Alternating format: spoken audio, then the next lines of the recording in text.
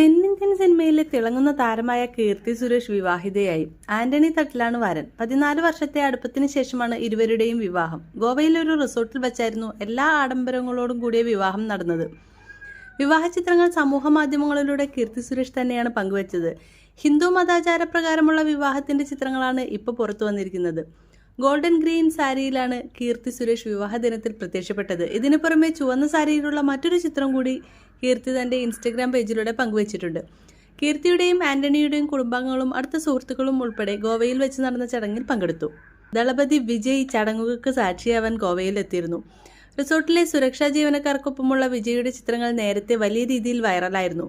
വിജയ്ക്ക് പുറമെ മറ്റ് പ്രധാന സിനിമാ താരങ്ങൾ ആരെങ്കിലും ചടങ്ങിൽ പങ്കെടുത്തോ എന്ന കാര്യം വ്യക്തമല്ല. പിതാവും മലയാളത്തിലെ പ്രമുഖ നിർമ്മാതാവുമായ ജി സുരേഷ് കുമാറിനെയും മാതാവ് മേനകയെയും ചിത്രങ്ങളിൽ കാണാം.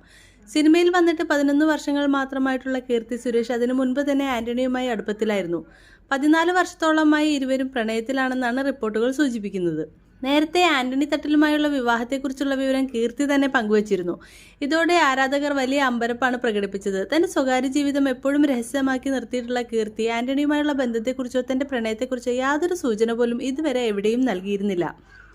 കൊച്ചി സ്വദേശിയായ ആന്റണി ഗൾഫിലാണ് ജോലി ചെയ്യുന്നത്. ഇരുവരും പഠനകാലത്ത് തന്നെ സുഹൃത്തുക്കളായിരുന്നു. തുടർന്നാണ് വിവാഹത്തിലേക്ക് എത്തിയത്. ജി സുരേഷ് കുമാറിന്റെയും മേനകയുടെയും മകളായ കീർത്തി പ്രിയദർശൻ സംവിധാനം ചെയ്ത ഗീതാഞ്ജലി എന്ന ചിത്രത്തിലൂടെയാണ് അഭിനയ രംഗത്തേക്ക് വന്നത്.